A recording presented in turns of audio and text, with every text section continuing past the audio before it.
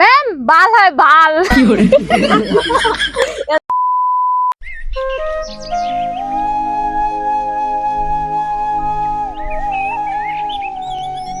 কি রে আকাশ, ম্যামটা তো এলাও না আসে।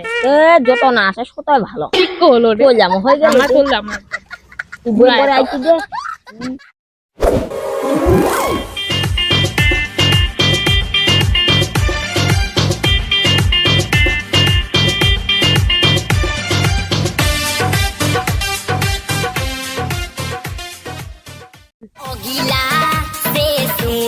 ম্যাম চলে আইছি, চলে আইছি। মালটা চলেছে মালটা আজি সেই সাজিছে দেখ না। রে সেই লাগাচ্ছে আজি। সেই লাগেছে না? কি রে তোরা সবাই পড়া করে আসছিস? ম্যাম আমাদের পরিবার আছি আর কত পড়া করে আছি। আচ্ছা ঠিক আছে, আমি সবাইকে একটা একটা করে কোশ্চেন করব, তোরা অ্যানসারটাও দিবি। ঠিক আছে ম্যাম, তাহলে প্রশ্ন রাখো, আমি উত্তরটা দেছি। স্টুডেন্ট, চাঁদে বড় পার জল পাওয়া গেছে, এর মানে কি? ম্যাম মদ আর চানাচুর লেবার বাকি ছিল। ভাই বাংলা মাল বাংলা। এটা দেখছিস, এটা তোর পিঠে ভাঙবো। তোর বাবা দল তাই দি। ওলে মেরি জান আজা আজা। বলে তো ইতিহাস কাকে বলে? ম্যাম ওরা মানুষের জীবন কাহিনী পড়তে পড়তে জীবিত মানুষের হাফ মার্ডার হয়ে যাওয়ার প্রক্রিয়াকে বলে ইতিহাস ম্যাম। নিঃসন্দেহে তুই ঠিক কথা বলেছিস। তোদের দ্বারা আর কিছু হবে না।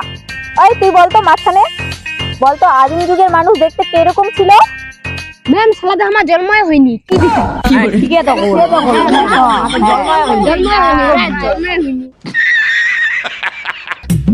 এই তুই বলতো BALL কি হয়? ওই কি হয় রে, জানিস তুই? না জানো। ম্যাম বাল হয় বাল।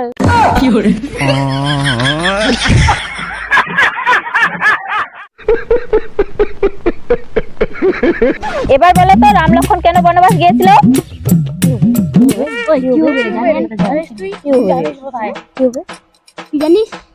জানু বোধে।